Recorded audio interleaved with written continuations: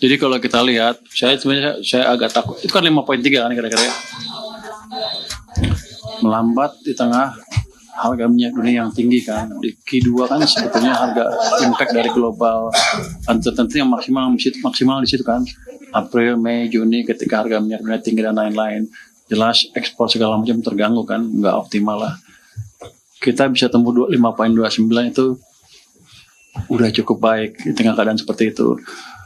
Tapi ke depan saya yakin di triwulan ke 3-4 kita akan dorong ke arah yang lebih cepat di akhir tahun menuju 6% dengan maksimalkan semua engine of growth yang ada. Ekonomi Indonesia di kuartal kedua 2026 dilaporkan oleh Badan Pusat Statistik tumbuhnya 5,29%. Angka ini slightly below ekspektasi atau prediksi dari sebelumnya yang disampaikan oleh pemerintah melalui Menteri Keuangan dan juga KSSK yang mengharapkan atau memproyeksikan ekonomi kuartal 2 ini tumbuhnya 5,4%.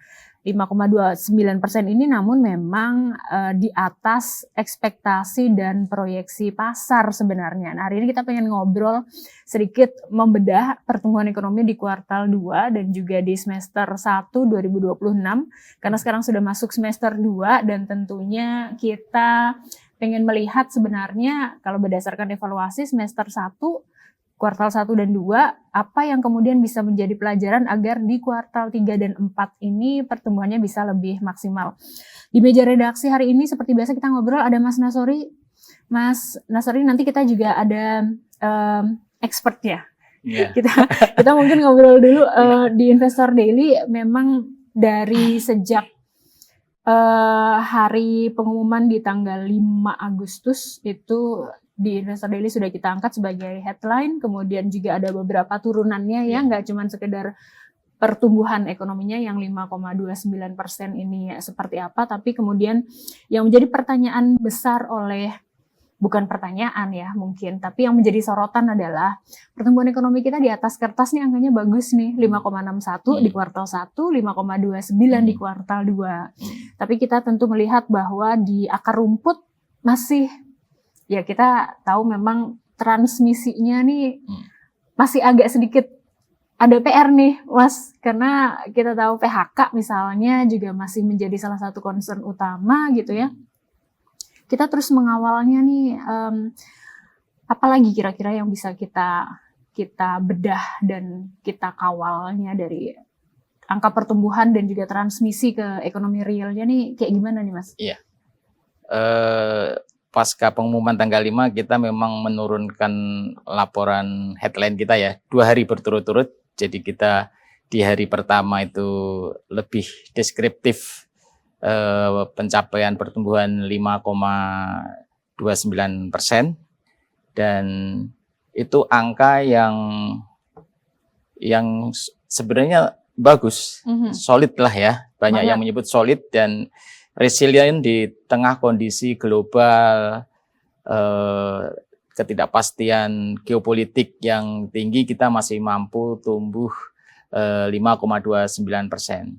Memang turun dari kuartal 1 2026 yang di level 5,61%, tapi masih tumbuh masih lebih tinggi dibanding kuartal 1 2025 yang di angka 5,12%.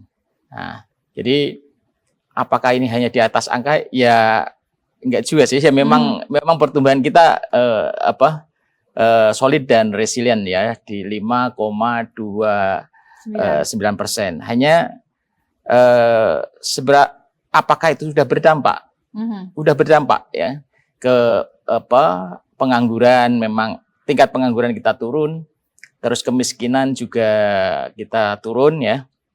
Dan nanti mungkin bisa kita bedah lebih jauh. Hanya apakah penurunan kemiskinan, tingkat kemiskinan dan penurunan angka pengangguran itu sudah sepadan dengan pertumbuhan kita yang cukup tinggi di atas 5%, itu 5 kuartal berturut-turut kita. Walaupun sebelumnya sempat singgah di 4,9, sebenarnya 5% itu kita udah lama ya, dan tapi yang secara berurutan di 5 kuartal itu kita di atas 5% itu 5 kuartal berturut-turut. Hanya ini yang disoroti banyak kalangan ekonom, koleganya Pak Rian, bahwa kita belum sepenuhnya berkualitas pertumbuhan kita, karena pertumbuhan yang di level 5% itu belum mampu mengungkit penciptaan lapangan kerja yang signifikan dan menekan tingkat pengangguran yang signifikan pula. Yaitu yang menjadi headline kita di 2 hari setelah pengumuman BPS di tanggal 7 Agustus. Headline kita menyoroti dari kualitas dari pertumbuhan kita. Mungkin itu nanti Mbak yang menarik untuk kita. Tadi Mas Nasori menyebut Pak Rian, karena memang ada Pak Rian Kirianto yang sudah meluangkan waktu juga dan berkenan untuk berbagi insight dengan kita di meja redaksi kali ini. Saya izin sapa Pak Rian Kirianto, ekonom senior. Siapa yang nggak kenal Pak Rian gitu? Apa kabar Pak? Kabar baik, Mbak Wahyu, Mas Nasori. Siap, Pak Rian. Tadi Mas Nasori menyampaikan bahwa memang soal sudah cukup berkualitaskah angka pertumbuhan kita yang di atas kertas nih memang solid gitu ya di tengah gejolak ekonomi global, ketidakpastian global dan juga eskalasi geopolitik yang juga masih naik turun nih Pak. Kalau lihat angka eksaknya kan memang 5,29%, bagi saya itu istilahnya itu not too bad lah, ya not too bad, karena masih di atas tanda petik threshold yang 5%. Dan itu terhadap realisasi per kuartal 2 tahun lalu, which is masih di atas 5%. Menurut saya it's okay. Tetapi yang selalu kami pertajam itu adalah bagaimana refleksi daripada pertumbuhan ekonomi yang 5,29% itu bisa tercermin di dalam angka-angka kualitatif, ya, angka kualitatif dalam konteks ke area perspektif humanistik atau perspektif sosial. Kan kalau kita bicara asumsi-asumsi di APBN tahun berjalan 2026 itu kan dibagi 2. Satu yaitu target-target yang sifatnya kuantitatif, satu lagi target-target yang sifatnya kualitatif. Yang kualitatif itu yang mohon maaf jarang disorot. Nah, diskusi kita siang ini mudah-mudahan mengarah ke sana. Misalnya tadi di spill kan mengenai angka kemiskinan, kemudian mengenai angka pengangguran, kemudian ada IPM, indeks pembangunan manusia. Nanti kita bicara lagi indeks Gini ratio dan sebagainya. Yang itu sebetulnya refleksi daripada hasil pertumbuhan ekonomi yang di-create. Nah, kalau ternyata pertumbuhan ekonomi yang 5,29% itu ternyata tidak memberikan impact positif kepada capaian target di sisi kualitatifnya, berarti ada, kalau istilah saya itu ada semacam diskoneksi atau ketidaksambungan, ya, disconnect antara target kuantitatif dengan target kualitatif. Nah, tentu harus dicari way out atau jalan keluar bagaimana pertumbuhan kuantitatif ini bisa tercermin atau terrefleksi di dalam angka-angka perbaikan pertumbuhan di sisi non kuantitatif atau yang kualitatif. Saya kira itu keywordnya Mas Nasori dan Mbak Wahyu ya. Oke, Pak Rian, kalau kita bicara memang ke indikator atau pilar pertumbuhan ekonomi ini kan seperti biasa kita tahu konsumsi rumah tangga masih jadi di sisi pengeluaran ya masih menjadi pilar utama, kemudian juga PMTB, kemudian konsumsi pemerintah kuartal 2 itu meningkatnya tumbuhnya 15,97%, tapi kita tahu di kuartal 2 ini ada libur anak sekolah, kemudian juga ada tahun ajaran baru yang biasanya juga ada peningkatan untuk belanja. Kuartal 1 kita banyak dibantu oleh Idul Fitri.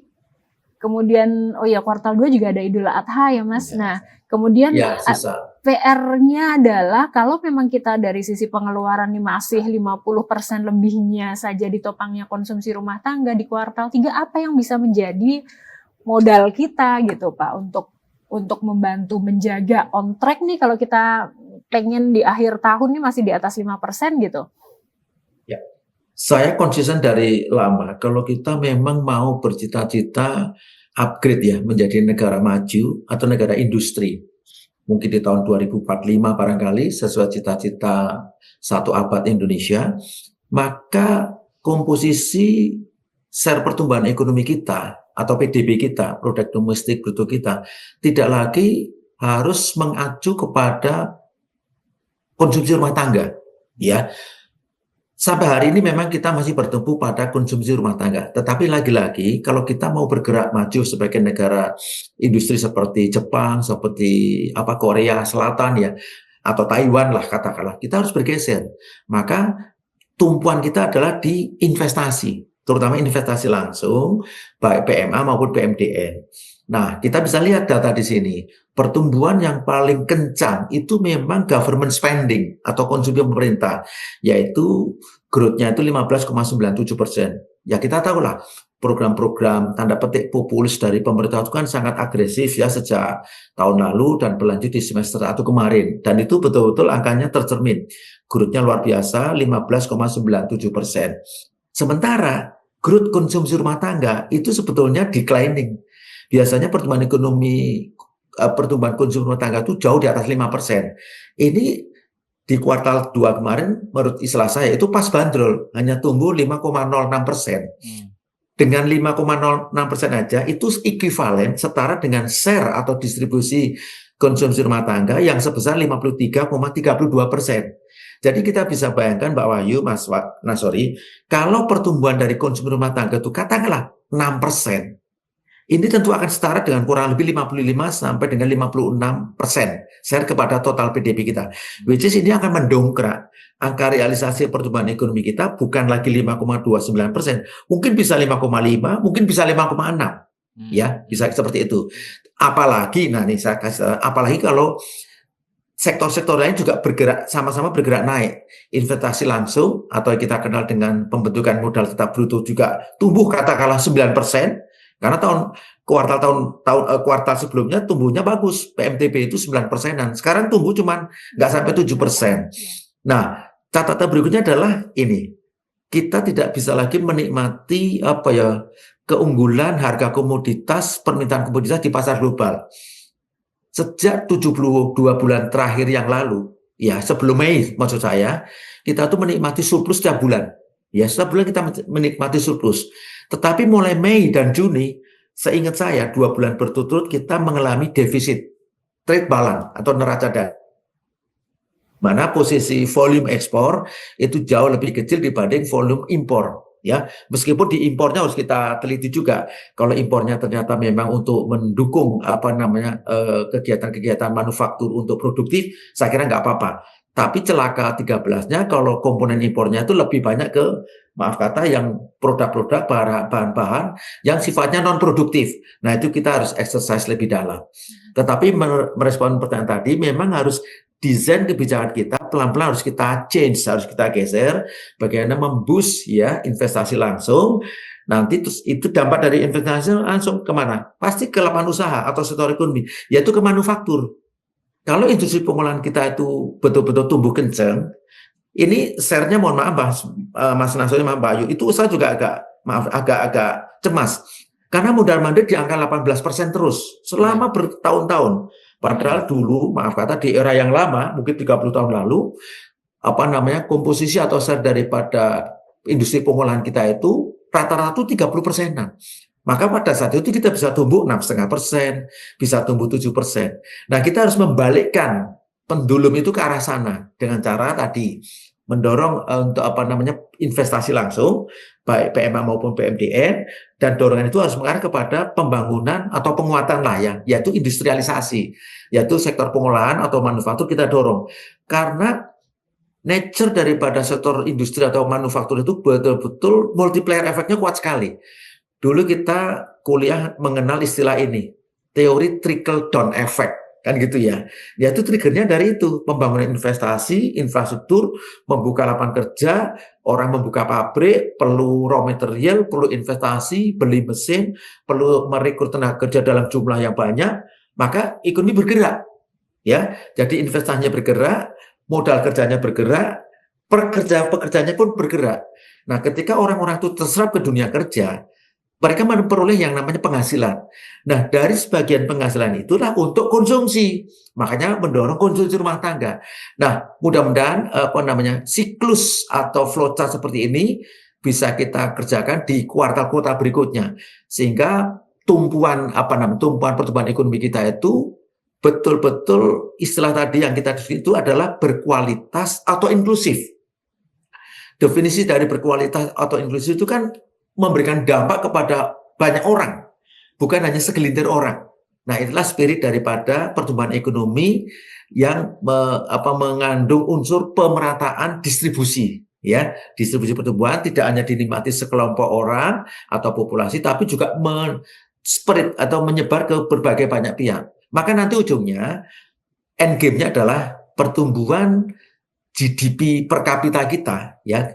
PDB per kapita itu yang sekarang kurang lebih 5.100 seingat saya, mudah bisa naik. Nah, kalau itu bisa naik, kita nanti akan naik kelas dari middle income country menjadi mungkin lebih di atas lagi. Seperti itu, Mas Nasori, Mbak Wahyu. Mas Nasori ada tanggapan nggak mungkin dari yang disampaikan? Ya. Karena Pak Rian kan tadi menyampaikan mengenai pentingnya untuk kita switching pilar utama nih, soko guru dari pertumbuhan ekonomi kita ke industrialisasi misalnya. Kita tahu PMI aja Juli oke lah meningkat menjadi 50,2, tapi dari Maret tuh 50, 49, 50 lagi, turun 46, kemudian di Juli 50,2.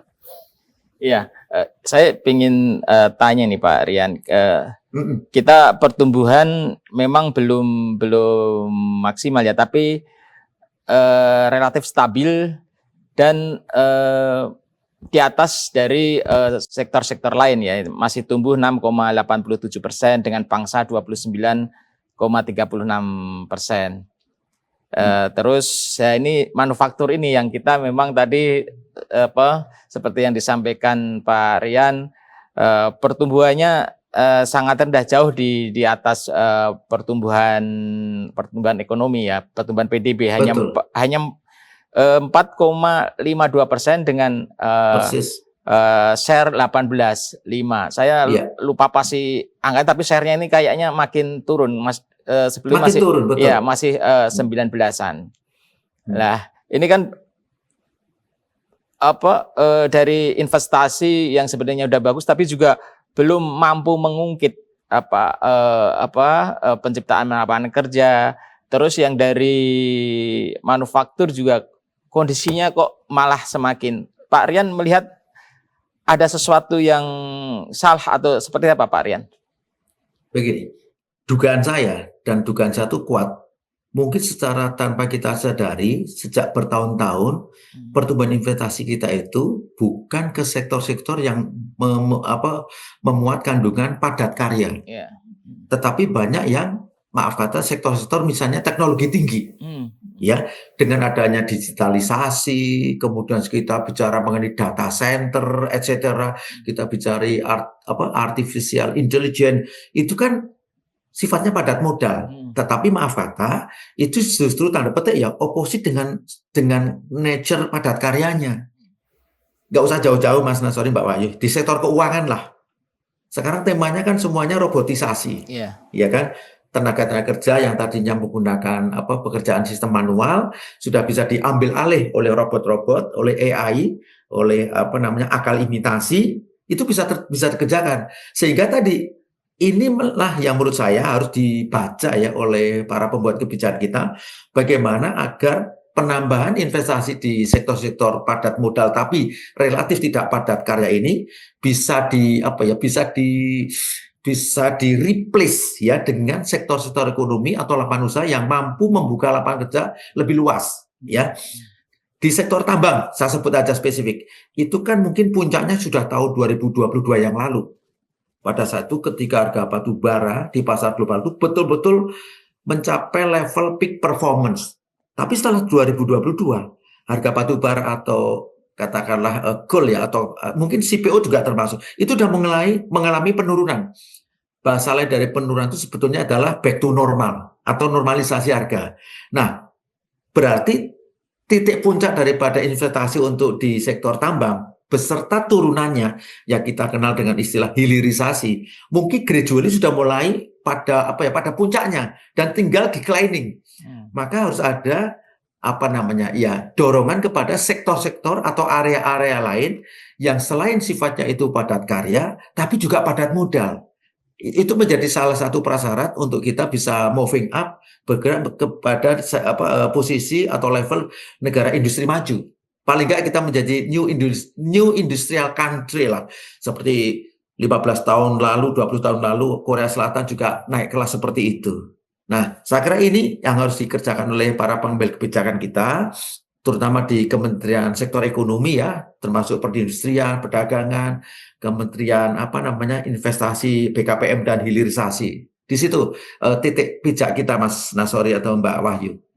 Kalau Mas Nas, kalau Pak Rian tadi menyampaikan memang kuncinya ada di investasi yang juga menciptakan lapangan pekerjaan. Berarti kuncinya, keywordnya adalah meningkatkan kondusivitas iklim investasi dan iklim dunia usaha. Tadi Pak Rian juga menyampaikan bahwa ada PR tantangan di sektor pertambangan. Pak Rian, kita tahu di pertambangan ini kan memang menjadi salah satu yang sedang dikejar adalah hilirisasi. Belum lama ini di Morowali aja jadi sorotan 1.900 pekerja kena PHK Pak di sektor pertambangan dan hilirisasi. Kalau kita bicara lebih lanjut soal PHK juga, kalau Kemenaker datanya 43.000 sampai dengan Juni. Apindo per Mei saja angkanya sudah 123.000 orang. Jadi memang menjadi salah satu concern kita saat ini di tengah pertumbuhan ekonomi yang angkanya nih sebenarnya angkanya masih positif, apalagi kalau dibandingkan dengan negara-negara mitra kita gitu ya. Nah, ini akan jadi PR sendiri, Pak Rian, mungkin wonten tanggapan, Pak? Mengulang-ulang statement saya ini dan saya nggak boleh capek. Yang kita diskusikan ini, Mas Nasori, Mbak Wahyu, itu kita bicara mengenai kemudahan berbisnis atau berusaha atau berinvestasi. Bahasa kerennya itu ease of doing business. Ya, nah di dalam ease of doing business itu ada beberapa elemen yang harus kita perbaiki secara sungguh-sungguh. Satu, bagaimana kita mereformasi birokrasi kita. Mohon maaf, yang disebut Mbak Wahyu tadi itu kan itu refleksi daripada, maaf kata, investor yang sudah ada di dalam negeri merasa nggak nyaman, lalu mereka check out. Ya, artinya check out itu mereka melakukan relokasi ke tempat lain yang memberikan suasana yang lebih kondusif. Sebut saja ke Kamboja sama ke Vietnam lah.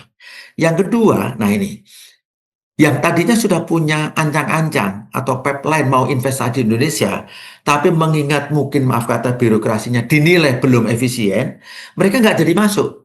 Maka mereka bergeser ke tempat lain, lagi-lagi ya ke sesama ASEAN 10 lah, dan terutama ada Vietnam, ada Kamboja. Selain yang lebih senior ya tanda petik itu ada Singapura, ada Thailand, kemudian ada Malaysia gitu. Nah, kita ada di situ gitu. Nah, salah satu hal lagi yang penguat daripada maaf kata itu menjadi question daripada calon investor kita itu adalah ini jarang diekspos, tapi saya sebagai ekonom saya harus ngelingkan isu ini.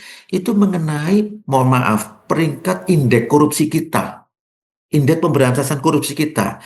Mohon maaf, bukannya membaik indeksnya, tapi justru menurun atau memburuk.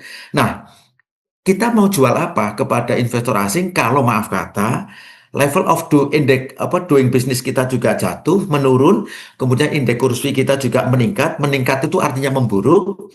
Dan kemudian tadi birokrasi yang tidak maaf kata tidak ramah investor, kurang ramah dengan pebisnis. Nah, itu yang terjadi. Maka yang muncul adalah semacam kekhawatiran atau bahkan mungkin ketakutan, sehingga mereka mengurungkan minatnya atau niatnya yang tadinya mau invest di Indonesia, mereka membatalkan lalu pindah ke tempat lain, bahkan mungkin yang sudah di dalam itu juga bergerak keluar. Nah, mohon maaf, mungkin ini yang dulu terminologi sell Indonesia itu seperti ini kalau nggak salah. Maka ini harus kita balik, bagaimana kita harus mulai campaign mengenai buy Indonesia, yaitu datangkan investor asing masuk ke dalam negeri, baik investasi foreign direct investment, investasi langsung, maupun investasi portofolio lewat capital market kita, lewat money market kita. Nah, kemudian yang kedua, yang investor yang sudah ada di dalam negeri, mereka merasa nyaman, mereka akan menambah fasilitas lagi. Ya, mereka akan nambah lagi volume daripada nilai investasinya sehingga investasi bergerak. Nah, ini nanti multiple efeknya kemana-mana nih, Mas Nasori sama Mbak Wahyu ya. Satu, sebagian pengusaha kita, investor kita kan selain menggunakan pendanaan sendiri, kita kenal dengan istilah self-financing, mereka juga akan mencari sumber-sumber financing yang lain. Pertama, dari sektor perbankan. Nanti pertumbuhan kredit akan melejit double digit. Baik melalui jalur kredit investasi, satu lagi kredit modal kerja. Satu lagi mereka menggunakan kanal capital market. Ya, nanti akan banyak sekali yang mungkin IPO, mungkin ada right issue, mungkin ada aksi-aksi korporasi lain yang menggunakan jalur capital market kita, termasuk bond issuing atau penerbitan obligasi. Nah, ini drivernya adalah tadi di hulunya itu kalau kondusivitas daripada iklim investasi dan bisnis kita itu tercipta terwujud. Termasuk di dalamnya, selain kita bicara pemberantasan korupsi ya atau perilaku korup, adalah bagaimana kita menyiapkan sistem pertahanan dan keamanan yang baik. Ya, keamanan baik secara fisik maupun keamanan secara non fisik. Bagaimana kita mampu mengantisipasi serangan-serangan yang sifatnya itu non fisik, yaitu cyber attack. Ya, karena salah satu isu yang muncul dalam 2-3 tahun itu adalah salah satu risiko tinggi itu adalah risiko serangan cyber. Nah, kalau kita merujuk kepada risetnya, saya lupa itu mungkin World Economic Forum kalau nggak salah ya, WEF ya, itu 10 tahun ke depan kan salah satu isu tantangan yang harus kita hadapi adalah mengenai apa? Isu mengenai perubahan iklim atau climate change. Ya, nah kita udah disiapsiagakan nih. Ada mungkin risiko dari El Nino. El Nino pun yang variannya namanya apa? Godzilla kalau salah. Dan sekarang udah terasa loh. Ya, itu udah terasa. Di mana-mana sudah terjadi, maaf kata, kebakaran. Ada gunung kebakaran kemarin di wilayah Bromo, ada juga kebakaran. Di beberapa titik ada kebakaran, bahkan luas areanya itu udah ratusan ribu hektar sebacaan saya. Nah, ini isu-isu yang juga harus di-capture oleh para pengambil kebijakan, sehingga secara sinkronisasi, secara harmonisasi, para pengambil kebijakan ini bisa hands on hand istilahnya, ya bisa berkolaborasi di dalam menyikapi isu-isu yang menimpa negara kita. Saya kira itu Mas Nasori dan Mbak Wahyu. Ease of doing business ini kan sebenarnya juga bukan isu yang baru kali ini saja kita munculkan ya Mas Nasori dan Pak Rian gitu. Dari beberapa tahun yang lalu juga sebenarnya pemangkasan birokrasi, debirokratisasi, kemudian juga penyederhanaan izin ini sudah menjadi salah satu hal yang disoroti, tapi kayaknya kok ternyata memang implementasinya sampai sekarang masih menjadi PR gitu ya, mungkin entah belum efektif atau belum semuanya atau belum maksimal. Satgas kan dulu nah, ya, banyak gitu. Satgas juga nih sekarang sebenarnya gitu. Nah, tinggal mengoptimalkannya gitu. Nah, izin Mbak Wahyu, saya interupsi. Itu terjadi karena, orientasi atau arah berpikir kita, tidak ke sana. Mohon maaf. Public diskursus kita itu sekarang bicara mengenai apa? Program makan bergizi gratis, program koperasi merah putih, program 3 juta rumah. Orientasi pikiran kita tuh ke sana semua. Sehingga yang harusnya ngurusin terkait dengan bagaimana memperbaiki daya saing negara kita itu, mohon maaf, itu nggak touch ke sana. Jadi ini kayak di tanda petik kayak ada di nomor 2 kan atau di anak tirikan lah, ya bahasa terangnya. Harusnya ada mikirin. Paralel dengan kita membangun tadi melaksanakan program-program yang namanya proyek strategis nasional atau apapun namanya, tapi soft infrastruktur tadi harus diperbaiki. Indeks daya saing, ease of doing business, indeks korupsi dan sebagainya itu harus diperbaiki gitu loh. Kalau enggak kan mohon maaf, mari kita dudukkan posisi kita ini sebagai investor, sebagai calon investor. Mau nggak kita invest di suatu negara, di suatu wilayah, yang indeks korupsinya relatif tinggi, yang reformasi yang birokrasinya belum pro bisnis, dan masih banyak lagi isu-isu yang kita ketahui lah. Nah, itu harus diselesaikan dulu. Kalau enggak, ya bahasa lama akan terus terngiang-ngiang di telinga kita. Para pebisnis kita maupun para investor di luar negeri akan wait and see. Tapi wait and see-nya itu sifatnya kontinum.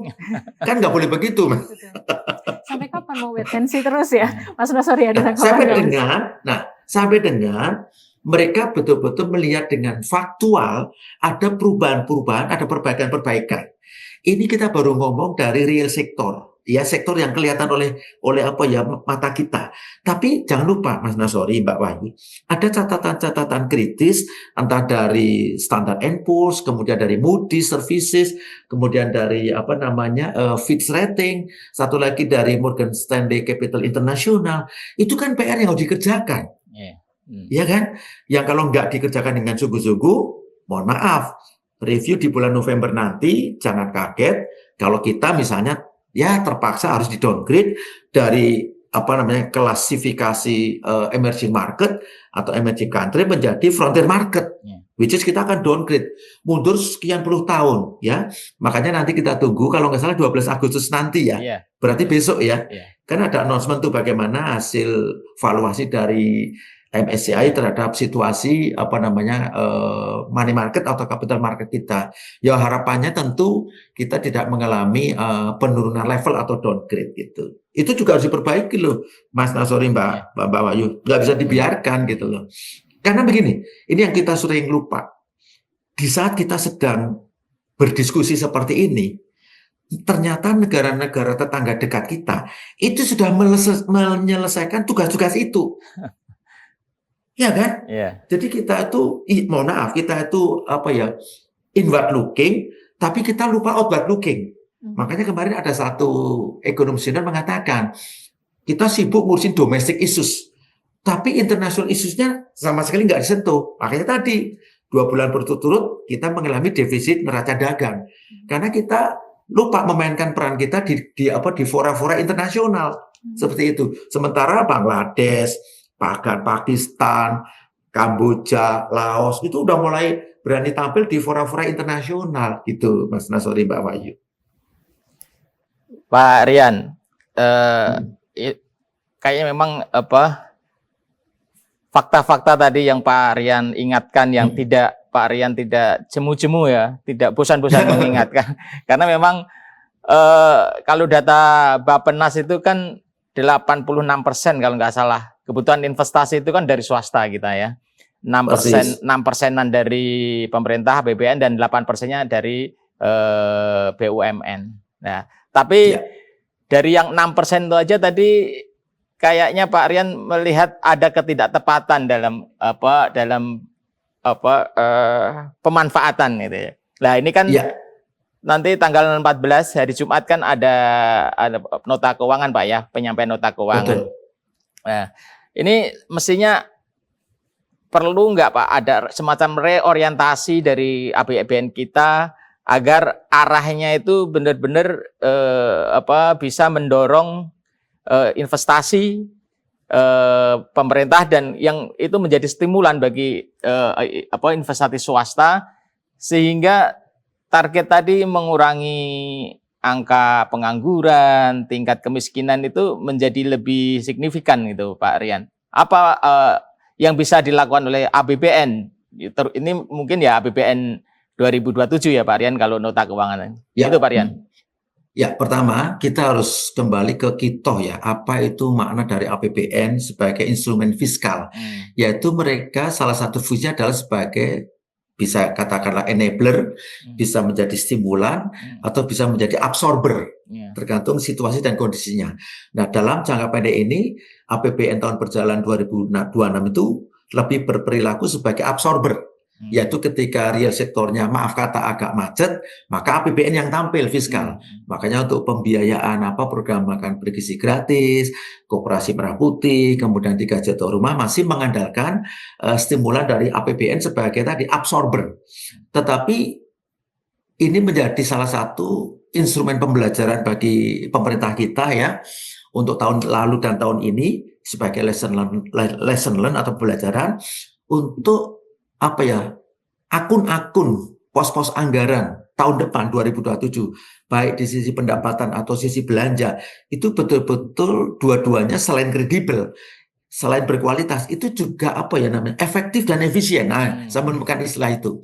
Efektif dalam mencapai tujuan dan sasaran, efisien di dalam konteks manajemen anggarannya atau manajemen fiskalnya. Nah, tadi Mas Nasori spill mengenai mungkin bahasa saya itu refocusing ya. Saya kira iya. Jadi 2 tahun terakhir ini mungkin pemerintah, tim ekonomi ya, itu lalu melakukan namanya pengkajian. Akun-akun mana yang memang memberikan dampak kepada pertumbuhan, akun-akun mana yang kira-kira hanya tidak memberikan dampak kepada pertumbuhan, tapi hanya memberikan dampak politis. Dampak politis artinya apa? Maaf kata, tidak ada demo-demo, tidak ada unjuk rasa, bla bla bla. Itu nggak apa-apa. Karena di dalam situasi tertentu, pemerintah atas nama negara itu harus hadir. Ya harus hadir untuk menangani, untuk menghandle isu-isu sosial yang ada di masyarakat. Terutama untuk kelompok MBR, kelompok masyarakat berpenghasilan rendah. Maka disitulah ada anggaran bantuan sosial, ada anggaran perlinsos dan sebagainya. Itu menjadi domainnya pemerintah. Tidak bisa diserahkan kepada private sector. Kecuali private sector itu termasuk badan usaha milik negara ya, itu menyelenggarakan program-program yang namanya corporate social responsibility. Itu oke. Tapi rasanya itu nggak cukup. Maka peran negara harus hadir di sana. Nah, yang kedua, angka-angka yang ada di APBN kita tahun 2027 nanti itu juga harus mencerminkan spirit. Nah ini, spirit pertumbuhan yang betul-betul down to earth, yang betul-betul membumi. Ya, betul membumi. Kan tahun ini kita forecast kita kan 5,4% tahun ini. Tahun depan ya monggo, mau 5,5, mau 6% silakan. Tapi yang penting how to achieve 5,5 atau 6% itu gimana caranya? Itu yang penting. Terutama dari sisi revenue dan pendapatan. Belajar dari 2 tahun pemerintah kita saat ini Mbak Wahyu Mas Nasori, mohon maaf, yang sering kita diskusikan itu sisi belanja. Ya, belanja ini, belanja itu, belanja ono, belanja ini. Mohon maaf, diskusi mengenai dari mana sumber penerimaannya itu nyaris nggak ada di ruang publik, dan itu saya selalu sampaikan berulang-ulang. Yuk kita diskusi di bagaimana sisi penerimaan negara ini. Karena apa? Ya contoh aja nih, 79 Pemda kesulitan bayar gaji pegawai. Itu kan judul berita, bener nggak? Kemudian utang kereta cepat nanti ditanggung pemerintah, QQ Kemenkyu, iya kan? Jadi banyak sekali hal-hal yang namanya yang sifatnya itu berdasar kepentingan rakyat, tapi itu tidak tidak terdampak, tidak memperoleh dampak dari pertumbuhan ekonomi tadi yang kita diskusi di awal, ya. Jadi ini isu-isu yang saya kira harus dijadikan kaji ulang untuk penyusunan draft RAPBN 2027. Tanggal 14 kemarin kan nanti kan baru sifatnya draft sebelum nanti oleh DPR di-approve menjadi undang-undang APBN tahun 2027. Nah, mumpung itu masih bentuknya adalah rancangan atau rencana APBN, nanti isu-isu yang sifatnya betul-betul menyentuh akar rumput itu tercapture di situ, ya. Catatan berikutnya tentu tadi ada enabler, daya dukung atau faktor kunci keberhasilan untuk kita mencapai target pertumbuhan ekonomi itu, yaitu perbaikan daya saing, perbaikan ease of doing business, perbaikan tingkat indeks korupsi, perbaikan indeks pembangunan manusia dan sebagainya. Itu harus tercapture di sana, Mas. Dan itu harus ada kementerian atau lembaga dan badan itu yang bertanggung jawab. Jadi bukan hanya accountability-nya, tapi juga responsibility-nya. Ya, contoh keberhasilan misalnya program MBG, kan ada person in charge-nya, ada ketua badannya. Kalau ada yang salah-salah ya diberikan sanksi misalnya. Kalau ada yang bagus ya kita berikan reward dan sebagainya. Jadi stick and carrot-nya jalan, mudah-mudahan ini bisa menampilkan sebuah kabinet, postur kabinet kita itu yang dulu istilahnya kabinet berkinerja unggul itu Zaken kabinet ya kalau nggak salah ya. Seperti itu Mas Nasori, Mbak Wahyu. Kita kalau diskusi dengan Pak Rian nih seneng karena langsung terbuka gitu semua mata kita gitu. Ada beberapa hal yang mungkin kita lupa gitu. Ini kembali diingatkan. Mungkin satu yang pasti bahwa semua diskusi kita, semua masukan itu dilandasi oleh bahwa kita nih cinta sama negeri gitu nggak Pak Rian? Kita ingin negeri, semangatnya tuh kita pengen negeri kita ini semakin maju dan benar-benar majunya itu dirasakan oleh semua kalangan, bukan hanya beberapa kalangan tertentu. Jadi bukan karena ada kepentingan apalah katanya di kepentingan asing misalnya atau sekedar kritik karena ada motif lain, tapi semuanya memang didasari kita ingin bareng-bareng mengawal negeri ini nih memang ya tanah tumpah darah kita gitu. Kita pengen yang terbaik Betul. untuk semuanya gitu. Pak Rian, mungkin terakhir ada saran, masukan gitu. Tadi sebenarnya Pak Rian sudah memberikan banyak sekali saran dan masukan, termasuk EODB, kemudian bagaimana pertumbuhan menjadi berkualitas, tapi karena banyak banget PR kita, first thing first Pak Rian, di semester 2 ini kira-kira apa yang perlu menjadi prioritas dulu gitu ya, agar inklusif nih gitu. Oke. Kalau lihat 2 kuartal berturut kita kan tumbuh sudah di atas 5%. Oke, nggak apa-apa. Yang kuartal 1 kalau nggak salah 5,61 ya, kuartal 2 kemarin 5,29. Yang penting pace atau kecepatan pertumbuhan itu tetap 5, sekian. Maka ruang perbaikannya adalah satu. Tadi, kalau secara nasionalistik kita bicara perbaikan di ease of doing business atau daya saing. Agar kita itu tidak melulu hanya bertumbuh kepada domestic investor. Tapi kita juga harus banyak menghimpun, mengundang masuknya foreign investor. Yang kedua, mungkin penuh penajaman dari akun-akun di fiskal kita. Karena salah satu isu yang menjadi sorotan publik itu adalah manajemen fiskal kita, ya. Kan kalau nggak salah IMF atau World Bank itu pernah memforecast kalau program-program PSN itu berjalan seperti ini, maka ada estimasi kemungkinan defisit fiskal kita akan melebar menjadi 2,9% terhadap PDB. Itu kan analisis asumtif yang sifatnya konservatif. Tapi kalau tidak bisa dijaga dengan baik, jangan-jangan nanti bisa tembus dari threshold yang 3%, Pak Wahyu Manazir. Nah, itu nggak boleh terjadi. Jadi, isu mengenai kesehatan fiskal, kredibilitas fiskal, manajemen fiskal yang betul-betul reliable, itu yang harus menjadi referensi utama kita. Karena dari situlah rating international agency itu akan memberikan yudisium atau valuasi kepada outlook kita ke depan. Dan sudah terjadi kan, 3 lembaga asing memberikan outlook kepada ekonomi kita ke depan itu negatif. Yang tadinya dari stable nggak salah. Nah, nanti kita ubah, outlook-nya harus menjadi positif. Tapi tentu harus ada effort. Nah, last but not least yang ini saya sampaikan, ini berulang kali saya sampaikan juga, terhadap catatan-catatan kritis dari lembaga-lembaga, entah itu dari dalam negeri atau dari luar negeri, sebaiknya kita mengambil sikap yang proaktif. Dalam artinya apa? Kita tidak usah defensif, kita catat apa menjadi masukan-masukan itu, dan kita kerjakan. Kalau itu kerjaan itu betul-betul real dan itu dilihat secara nyata oleh domestic investor maupun foreign investor dan oleh international rating agency, tentu mereka akan memberikan apresiasi. Mereka akan memberikan yudisium yang baik. Dan ujung-ujungnya apa? Nggak usah dipaksa-paksa, nggak usah dikasih karpet merah. Mereka kan berbondong-bondong datang ke Indonesia. Nah, itulah yang hashtag itu harus kita ubah menjadi Buy Indonesia. DNA kita kan merah putih, Mbak Wahyu, Mas Nasori. Jadi itulah karena cinta kita dengan negara kita Indonesia, apapun sumbangan pikiran kita sampaikan. Tone-nya adalah tone yang konstruktif, dan juga solutif. Ya, kita tidak sekedar asal memberikan kritik, tapi kita juga memberikan sedikitlah barangkali ide-ide yang mungkin itu cocok, bisa dipakai, nggak cocok ya itu bisa menjadi referensi. Nah, ruang diskusi publik ini menjadi salah satu vitamin kalau bahasa saya. Vitamin ya bagi para pengambil kebijakan untuk mungkin di dalam merumuskan kebijakan atau keputusan strategis itu rules-nya betul-betul govern. Govern itu adalah melalui mekanisme yang baik dan benar. Saya kira itu closing statement dari saya, Mbak Wahyu, Mbak Manasori. Ya, mudah-mudahan bisa memberikan wake up call sehingga perjalanan kita di semester kedua dan berlanjut di 2027 seterusnya selalu kita dalam koridor yang on the track.